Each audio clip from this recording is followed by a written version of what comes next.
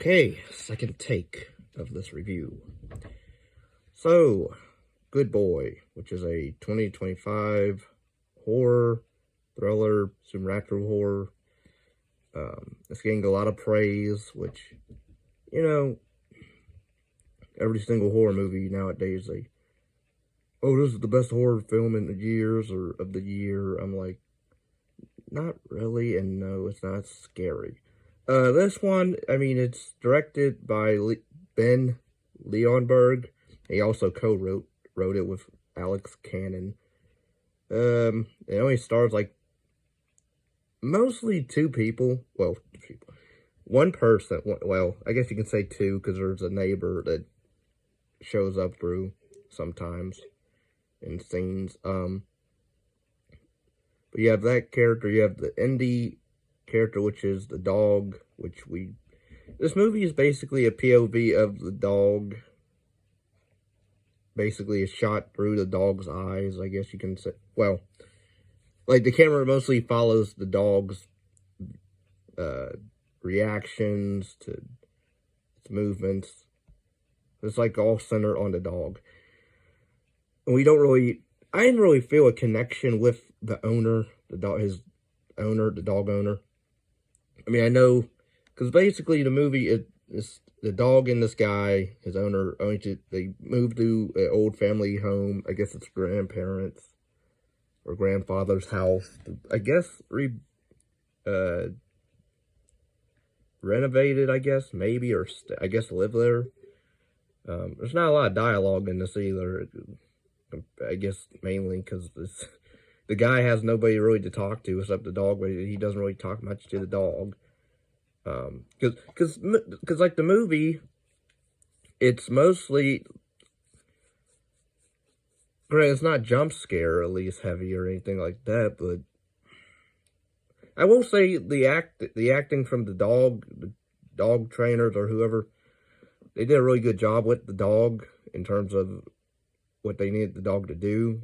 I thought it was the best character. But I was kind of bored throughout midway through because it got repetitive after a while with the dream sequences, or not hallucinations, but dream sequences. Because it almost has a stir of echoes. I don't know if anybody remembers that movie, Kevin Bacon. I believe he played in one of those. It's sort of like that, but then there's sort of like a twist in this, I guess you can call it. I guess it is a twist, but if you've seen Carnival of Souls, which maybe I've seen too many movies to, get the twist, but I guess maybe if you haven't seen that film, then you won't know what I'm talking about, what goes on in that movie, which it's an old horror classic movie, but I enjoy it, but I love the fact that they play that in this film, a snippet of it anyway, or I think 2 or 3 scenes. And, if you've seen that movie, then you know what goes on, the big climax. And this is basically, you have the owner, which I forget his name. I forget who the character. There's Indy, and then I think, I want to say Todd. I guess the character's name is Todd, his owner, and then you have his sister Vera, who you don't really see her at all, really, except the beginning, prologue, and then the very, very end, when everything happens, or after everything happens, and then, it just ends. Oh, this is a PG-13 too. No wonder. I thought it was R. I don't know why I thought it was R-rated, but because there's really there's no body count or anything like that. It's just a two-person movie, two performance movie, if you want to call it that. 2-actor movie, basically. You won't get any explanation of why stuff is happening. Stuff just happens with the paranormal stuff.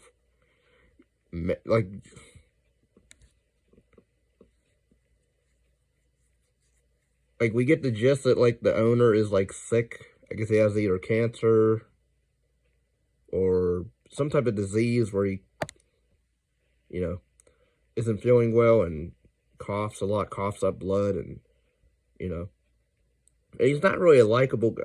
I understand he's sick and all, like, he's going through, like, a rough time, but the fact that, like, he yells at his sister over the phone and gets all grumpy, and, like, that's not necessary. Like, dude, I'm trying to have empathy for him, already sympathy, but, like, or not empathy, but sympathy, but he starts lashing out at, like, his dog even.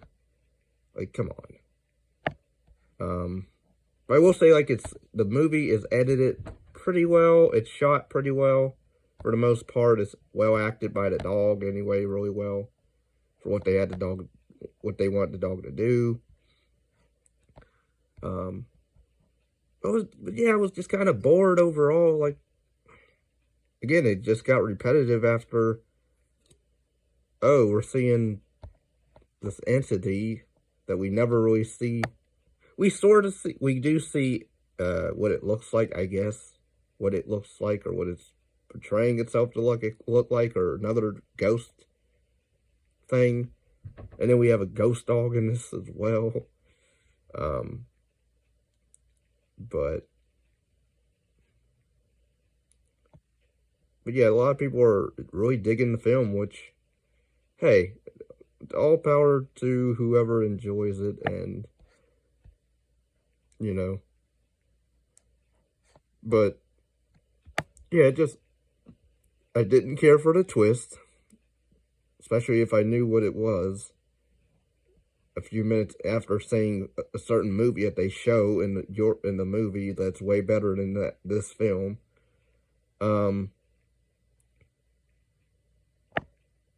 then they don't really explain what or how, when that even happened exactly, but I mean, there might have been a scene or a part of a scene that maybe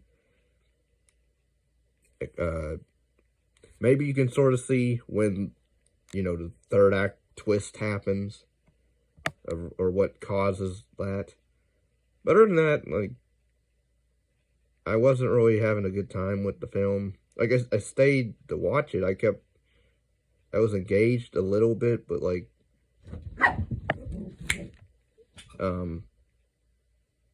yeah, overall, if anybody's interested in me, reviewing or commentating on or reaction videos, link down below to my PayPal or Patreon. Like, comment, subscribe. Thanks for watching. Take care. Peace and love.